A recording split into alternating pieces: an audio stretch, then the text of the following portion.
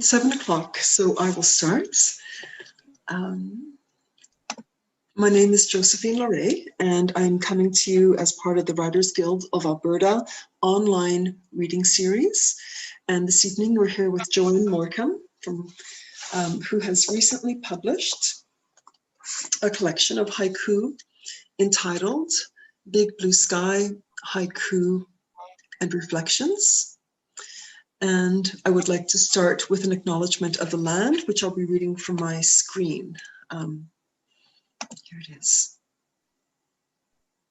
We acknowledge that together we live, work, and play on the traditional territories of the peoples of Treaty 7 region, which includes the Blackfoot First Nation tribes of Siksika, Kainai, and Piikani, the Tsuut'ina, the Iarhe Nakota First Nation tribes of Bearspaw, Chiniki, and Wesley, and the Region 3 Métis Nation of Alberta.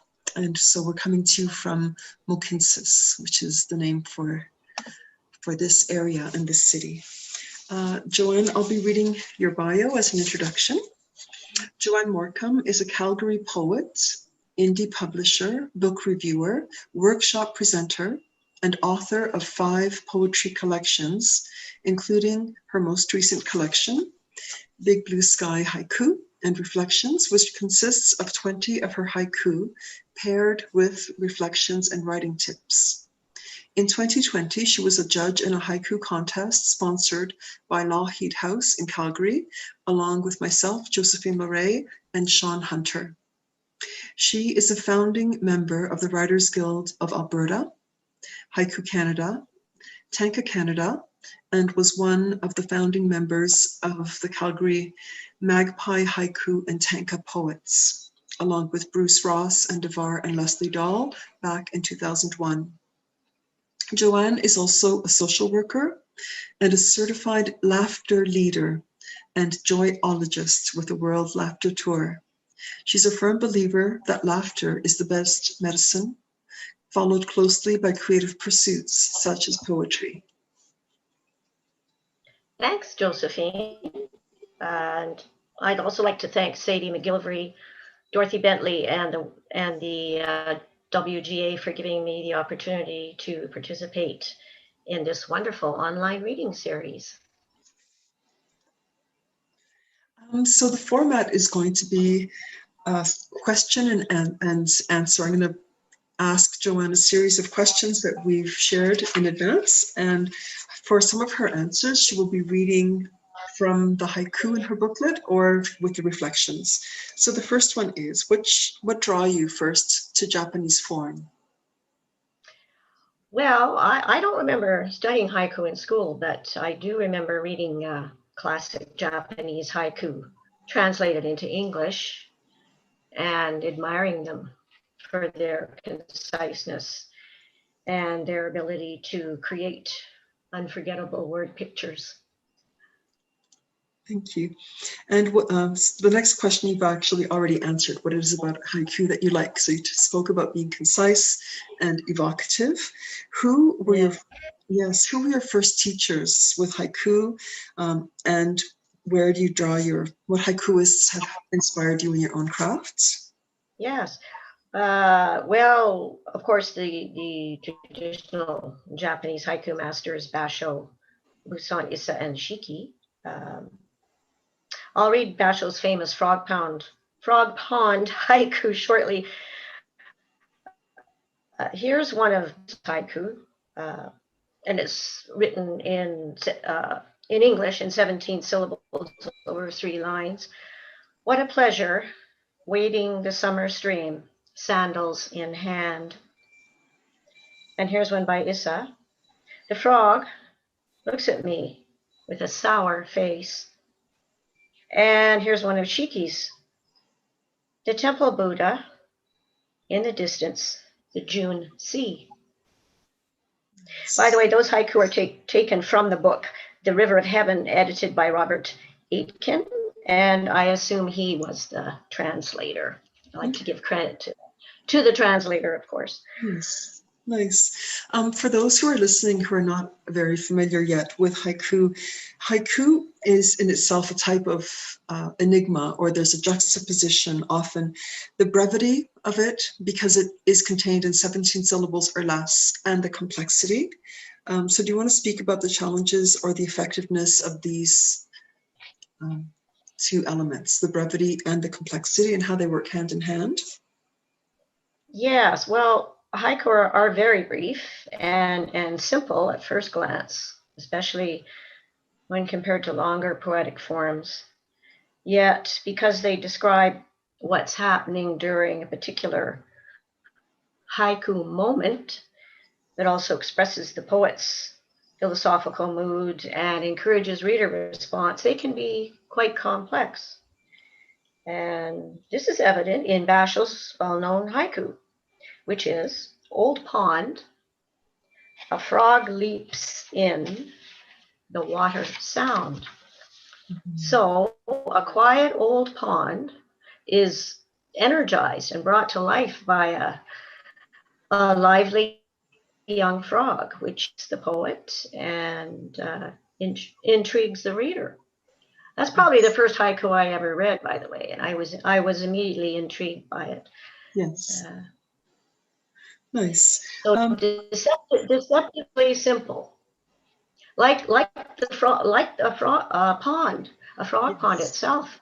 Quiet on the surface, but there may be a lot going on underneath. Yes, wonderful. We spoke about haiku and tanka. Can you speak about the difference in the forms? And also from there, we'll go on to the different forms that you use in this collection. Yes.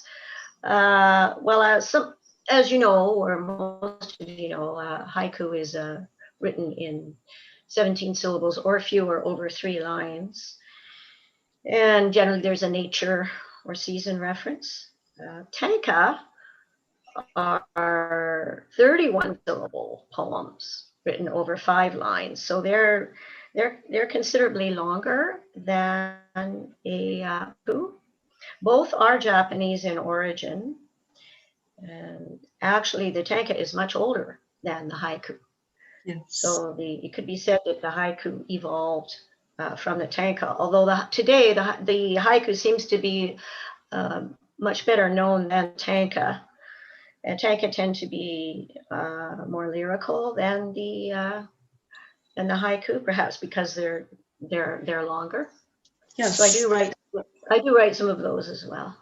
Okay, and I'm a member of Tanka Canada, and their publication is Gusts, and I have the edition from Fall Winter 2020. So I'll read what you submitted. There were 3 pieces in this one, and there's one that I will read, and it is: twisting path seems to lead nowhere except deeper into dark woods where no birds sing. Yes. What did you like about that one, Josephine? It was easy for me to follow the course. I could see the path. And so each line took me deeper and deeper.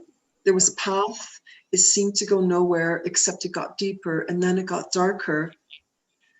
And usually in the haiku, there's a number of senses evoked. So I have the visuals here, and then the twist of where no birds sing, because I was expecting the sound of birds or the sound of the wind or something. So that absence of the singing paired with the deeper and the dark and leading nowhere was really, really gripping for me. Yeah. That's good. That was my intention in writing it, actually. That's an example of a tanka with a dark theme, you might say. Yes. Some of my poems are a bit noirish, dark rather than sunny, you might say. Just have an interest in that type of poetry. Some of them have a science fiction theme as well. Yes. So those are called sci-fi haiku. Sci-fi haiku, which is a bit of a tongue twister, is haiku with a science fiction bent or a dark theme, you might say. Yes. So I write some of those as well, and I've had them published in a magazine called Sci-Fi Quest, another Yes. tongue twister, which publishes that type of poetry exclusively. Yes. Would you share the one from Big Blue Sky, which is a sci-fi haiku? Oh, certainly. That's the yes. Let me locate that one. Okay. Page 24 is the reflection, and page 25 is the haiku. All right. So the sci-fi haiku is meteor shower. Wondering if it came from my home planet. So obviously, I didn't write this poem based on direct personal experience, which is a hallmark of traditional haiku. Yes. Instead, I imagine how a stranger in a strange land might feel by incorporating the Japanese mood state of sabi, which means loneliness, into the poem. Yes. There's a science fiction novel called Stranger in a Strange Land, which I've read and has inspired me to write some sci-fi haiku as well. Lovely. Robert Heinlein, I believe, is the author of Stranger in a Strange Land. Lovely. Yeah. You also talk about senryu in here. And so senryu is a type of haiku.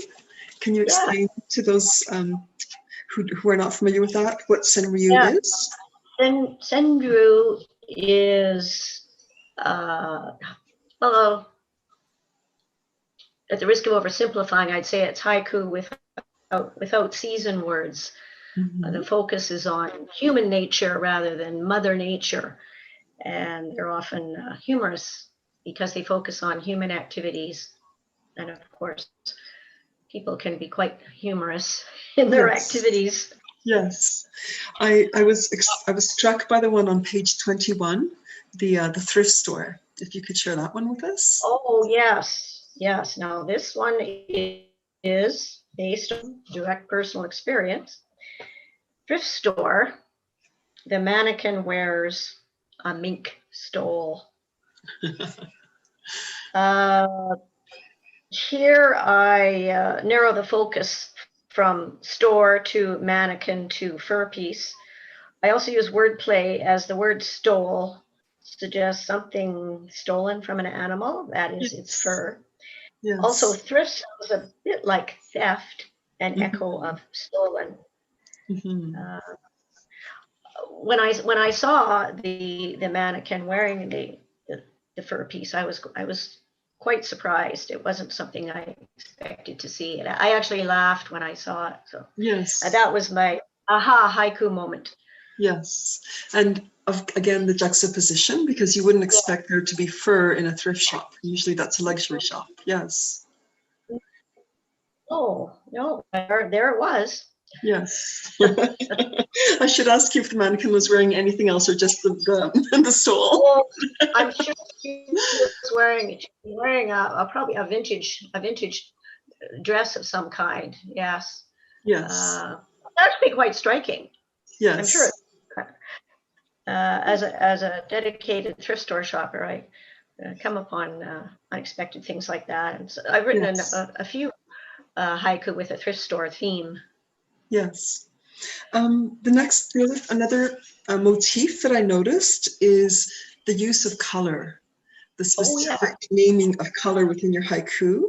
Is that something that you do intentionally? I mean, it's in the title, Big Blue Sky, but it's also peppered through with specific color references. Yes, because well, colors can suggest a season, as in Big Blue Sky, an emotion, a state of mind, etc. So I do use colors in my poetry. I think consciously and perhaps unconsciously as well. Just because it's a concise way of indicating a mood or background, that sort of thing. Yes. Nice. There is one on page 31. Yes. The below one. If you would share that one with us. 31. Yes. Yes, and I use color on this one. Surrounding the quiet bungalow, yellow crime scene tape. Again, based on a personal experience. In this one, yellow takes on a somewhat sinister meaning. Yes. It also suggests danger in this poem. Whereas usually yellow is a cheerful color, Yes. not generally associated with the dark side. So it's a juxtaposition. Yes. Using color. Excellent. You mentioned that oftentimes color can be a clue as to season. Why is season so important within haiku? Traditionally, the Japanese style of haiku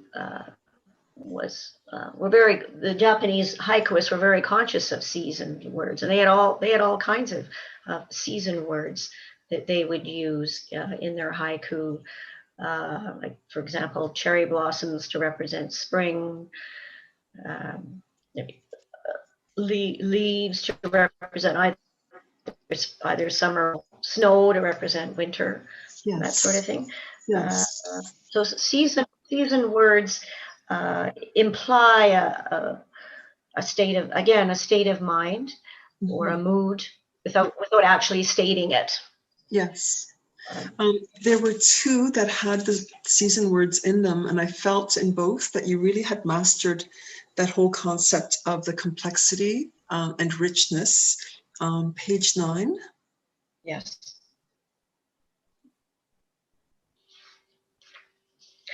Okay.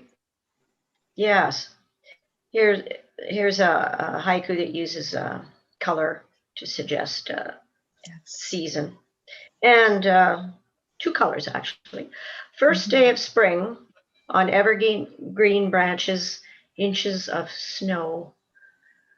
So my reflection is, where I live, March is more of a winter month than a spring month, yet there are signs of spring suggested by the word evergreen, which also contrasts with the whiteness of snow. Wonderful. Colors can be quite symbolic in haiku.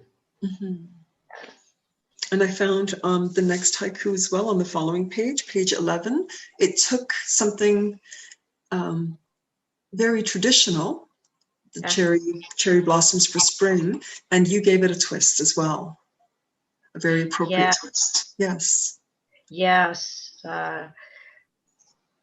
Viewing cherry blossoms in Japan is very traditional, and here as well, and especially in places like Vancouver. So here's one that I wrote last year. Pandemic, viewing cherry blossoms from afar. And the reflection is, despite the spread of a contagious virus, people continue to enjoy the beauty of tree blossoms, though not as before. Here, a cheerful spring color represents hope for the future. Excellent. Thank you. Yeah. The importance of time as a notion within haiku. And I realize there's a duality with time. There's trying to capture a certain timelessness and also the exactitude of a moment. Do you want to speak about how that informs your writing as well? Yes. Well, haiku certainly focus on moments in time, which is why they're usually written in the present tense. Yes. Rarely in the past tense. Time seems to be suspended, yet the poet is very aware of the passage of time, which creates tension in the poem. This one of mine focuses on something very commonplace, which, while also suggesting the philosophical mood I mentioned earlier. A month behind, nursing home calendar droops on the wall. Again, an observation that I made. Yes. So time seems to be literally suspended here, and viewing the calendar on the wall, that's a bit sagging. Yes. Wonderful. Thank you. We spoke of emotions, and typically what I find in haiku is it's more evocative. So the emotion won't be named, but it will be described. Can you speak about that? Well, emotions in haiku are suggested rather than stated, as in the haiku I just read. Mm-hmm. And as well, here's another one that suggests mood and emotions. Autumn leaves catching in my throat, the word goodbye. Autumn is traditionally associated with loss and perhaps sadness, which is what inspired me to write the poem. So there's definitely a place for emotions in haiku, despite their brevity, but they're usually very subtle rather than stated. Yes, I found the same in the one on page 37, the Thanksgiving haiku. Oh, yes, that one.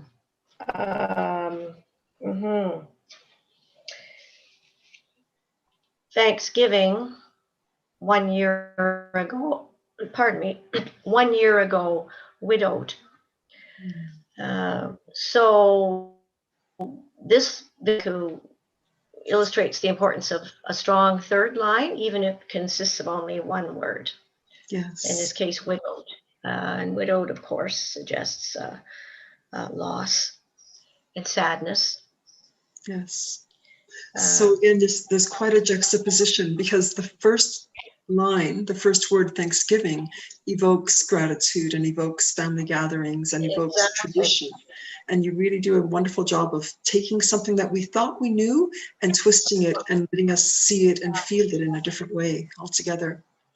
Joanne, you had spoken that we can go, in writing haiku, you were encouraged to go less than 575. Yes. I think with this one here, I'm just going to hold it up so the readers can see it. Yeah. Thanksgiving 1 year ago, widowed. So there's only one word in the first line and only one word in the third line. I wanted to ask you about the impact of that, like a single word as a line, as opposed to using the full 5 syllables or the full 7 syllables. Is that something that happened by accident, or do you feel that it's something that intentionally you use in your writing? In my case, it's probably a bit of both. My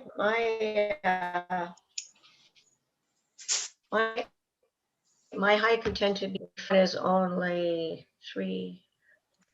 nine syllables. Yes. So it's really short. And as you pointed out, there's one word in the first line and one word in the third line. So I try to say as much as I can in as few words as possible. Yes. Hopefully I'm successful at doing that. I don't use very many adjectives or adverbs. Yes. I keep those to a minimum. I think that's a tradition in haiku as well. I think so, yes. Certainly has become one for me. Yes. Yes. Yeah. And what else? Oh, well, haiku is sometimes called poetry of the noun because it tends to use a lot of nouns as opposed to adjectives and adverbs, and not too many verbs either.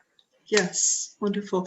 I remember reading somewhere about haiku that in Japanese, at least, with the calligraphy, the letters start at the top of the page and come down the page, and that there's supposed to be a tension between the black ink of the letters and the whiteness, the silence of the page, and how important it is to try to achieve that tension. And I think you really have created that within your collection. Yeah. I think so. Thank you for pointing that out. Yes, definitely tension. Often it's resolved by the end of the poem. Yes. Sometimes Sometimes not always, but Yes. Okay.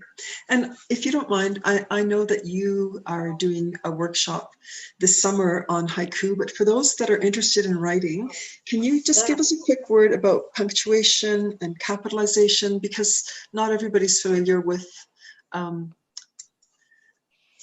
the protocol around that. Yes. Well, because of their brevity and lightness, haiku don't require much punctuation or capitalization. Certainly not to the degree that we find in traditional Western poetry.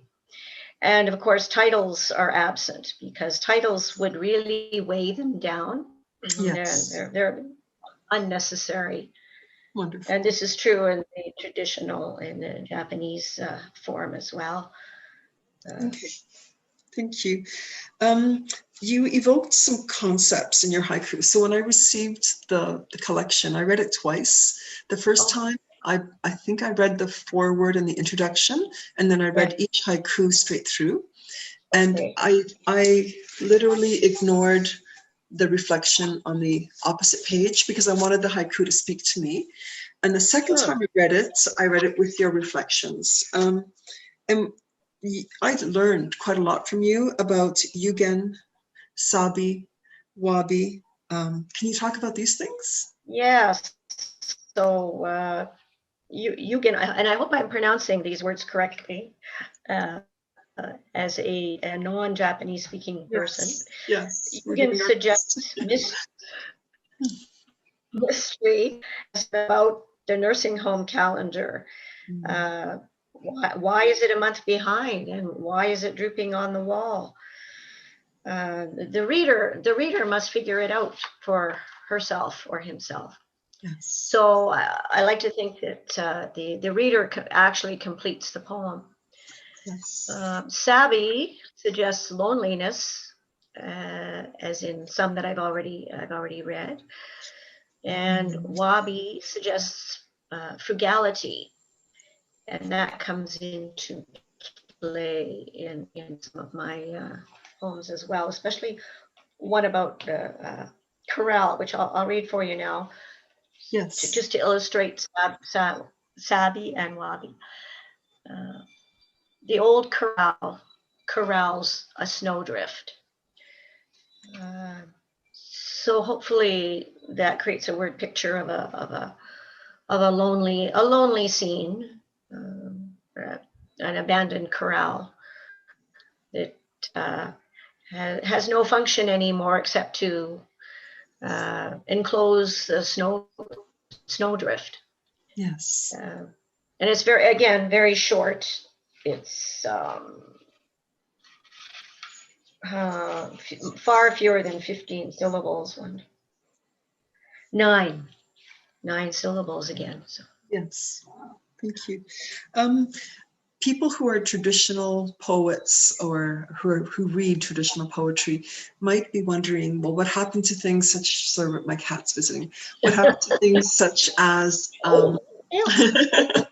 such as rhythm? What happened to things such as rhyme, Oh, alliteration? Can those things be integrated into haiku? I found some examples of alliteration in yours, but do you want to speak a little bit about that, and then we can share the yeah, two that, yeah? yes. Well, uh, there are some literary devices in haiku, such as alliteration and internal rhyme.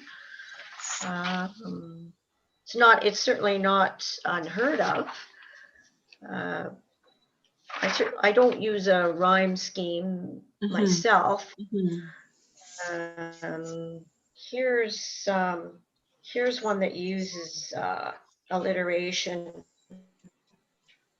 and internal rhyme, which I didn't realize when I wrote it. It didn't occur to me until later when I was rereading it. Yes.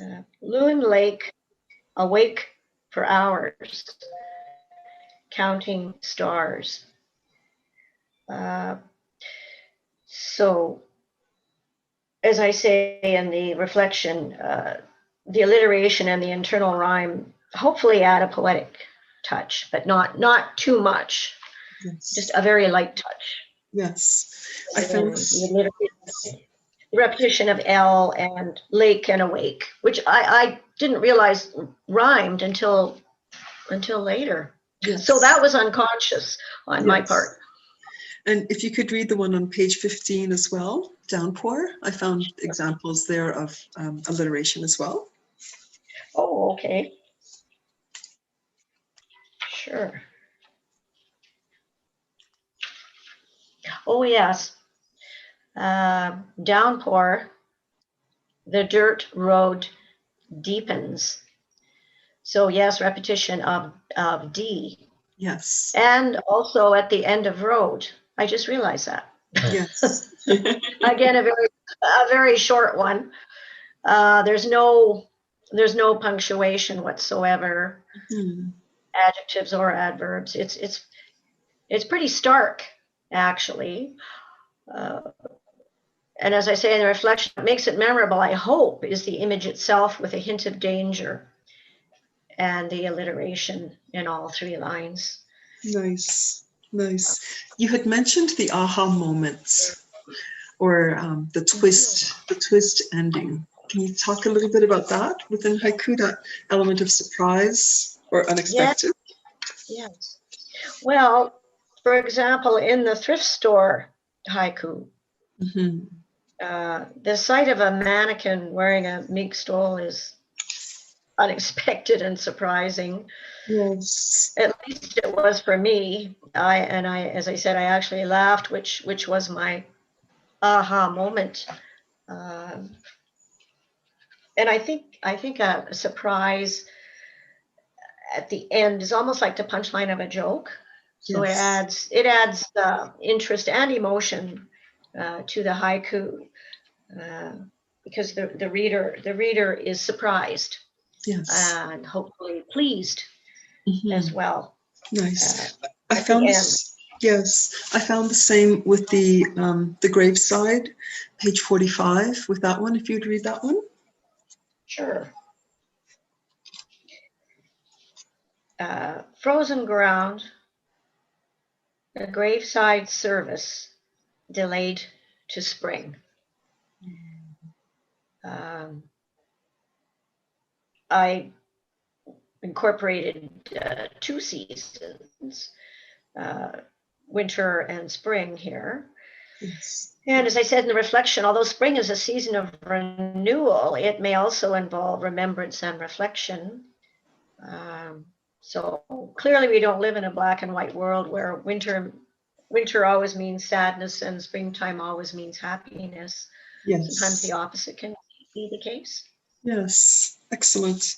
You mentioned that you don't use a lot of adjectives or adverbs, but I did feel that there was a lot of metaphor embedded, a lot of things where something would represent something bigger. How important is that for you when you create haiku? Well, I believe it is important, and in the haiku that I've read, I notice it. Other haiku poets use it, and I admire their use of subtle use of metaphor. So I do try to incorporate it into some of my poems. Yes.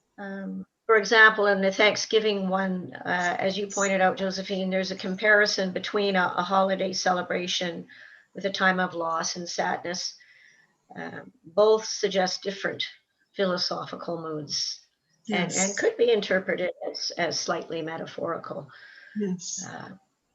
So I do make use of some literary devices, as do other haiku poets. It's not unheard of. Yes. English haiku or Japanese haiku. I think it adds depth and interest to the poem. To use a few literary devices sparingly. Yes, I found it powerful in the census taker one on page 23. Yes. Oh yes. This one is a bit of a dark haiku as well. Yes. And perhaps it's more of a senru than a haiku, because there's no actual season word, although it might be suggested in the first line. I'll read it for you. Overcast sky, the census taker asks if I live alone. So here I associate two things: a cloud eye and a conversation. It seems innocuous until the third line, at which point a bit of uneasiness sets in, and the clouds take on a different meaning. So there's a bit of a twist in the third line. The census taker is asking if the person lives alone. Maybe legitimately, maybe not. Yes, yes. This one appeared on the Tiny Words website, and a few of the comments on it were quite interesting, because they interpreted it in a dark way as well. They thought that the census taker was asking a very strange question. Yes. So I guess I achieved what I was setting out to do. Yes. Add a bit of mystery as well. Yes. In reading your reflections, I came upon an expression I'd never heard before, but I really, it piqued my interest. As is above, so is below. It sounds like philosophy. Do you want to speak about that? The haiku technique, yes, it's very interesting. Yes. So sometimes in a haiku, the first and third lines make sense without the second line, Yes. which does link the two lines together. An example would be the autumn leaves one. Yes. Autumn leaves catching in my throat the word goodbye. So autumn leaves and the word goodbye make sense together. Yes, thank you, Josephine. The second line, catching in my throat, links the two of them together, which adds interest to the haiku, hopefully. Yes. Excellent. So sometimes the first and third lines will occur to me, and then I first, and then I'll work on the middle line to link them together. Yes. There was one in which you spoke about the Japanese garden, the Zen garden. Yes. Oh, yes. That is on page 19. 19. Yes. Well, there is a beautiful Japanese garden in Lethbridge called Nikayuko that I visited a number of times and find quite inspirational. So this is a haiku that I wrote as a result of visiting the Nikayuko Japanese garden. Japanese garden, not one flower to spoil the view. That might puzzle some people who aren't familiar with Japanese gardens. Traditionally, Japanese gardens don't have flowers because the focus is on stone, water, and plants for quiet contemplation. So flowers, despite their beauty, are a distraction. It's a different concept. Yes. Of gardening. But, yes. It's a beautiful to visit and contemplate while they're without being distracted by flowers. Yes. Well, I found that I learned so much, not just about haiku, but also about Japanese culture in reading your collection. The influence. Good. Yeah. Sorry. That's okay. The influence of place, whether it's an exotic place or a local place, how important does that play into? You mentioned that sometimes the first line or the third line will come to you when you're in a moment. Yes. I think most haiku do include a sense of place. The one that I just read certainly does. Yes. I'm inspired by places that I visited as a tourist, as well as my own backyard, or just walking around my neighborhood. Yeah. I believe haiku moments are everywhere. And the important thing is to take notice of them Yes. wherever you find them, Yeah. whether it's in your own hometown or in a very far-flung place that you may have traveled. Yeah. Uh, Inspiration is everywhere. I think Mhm. that's true of all poetry, of all writing. I think you're right. And I think the good thing about haiku is that you could have a simple journal with you, or you could use the voice Yeah, record function on your phone to capture what yeah, it is that you're experiencing. We have about 4 minutes left. I was just going to show quickly all of the collections where I found some of your haiku. I'll come back to this one in a second, but we're looking at Gusts. We're looking at Haiku Canada anthologies. We yeah. are looking at A Far Galaxy, which was another Haiku Canada anthology. And Right. this is a collection that came out, A Pebble in My Shoe, when you were still part of the Magpie Poets. Yes, yes.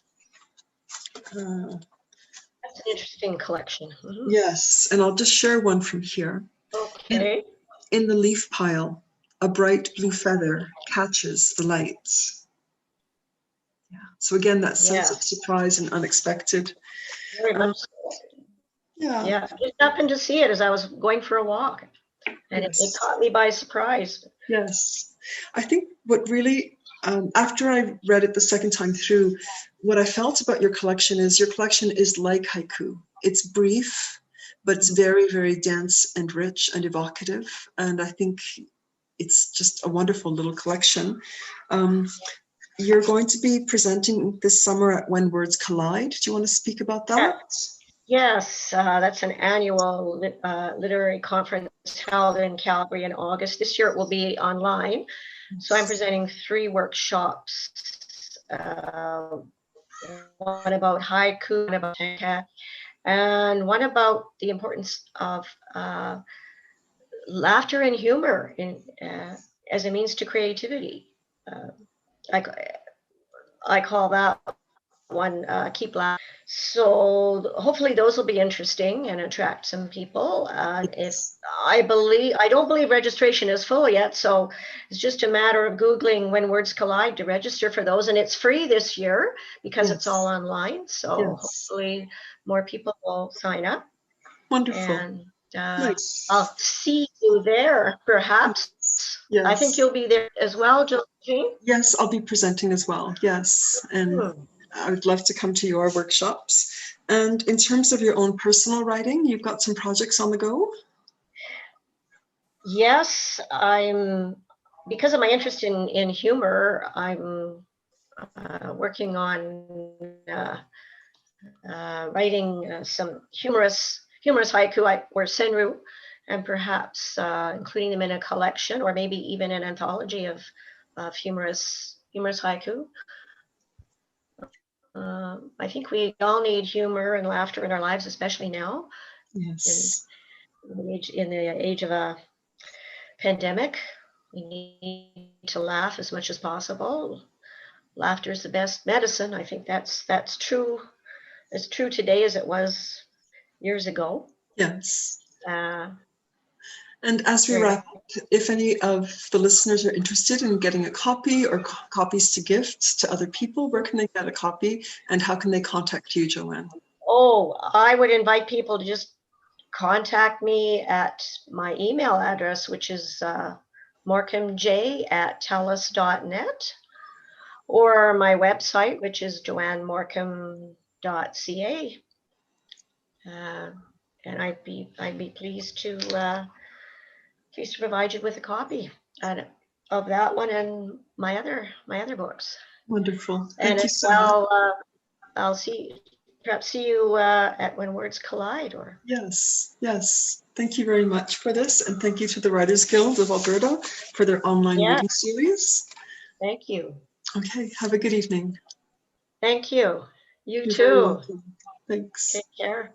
Okay.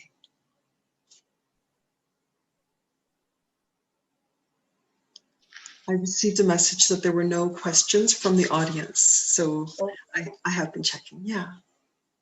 okay. Good. Well, that was wonderful.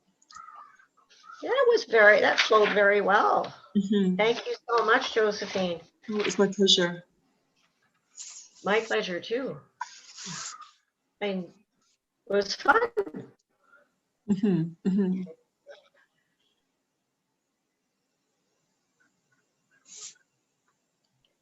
Yes.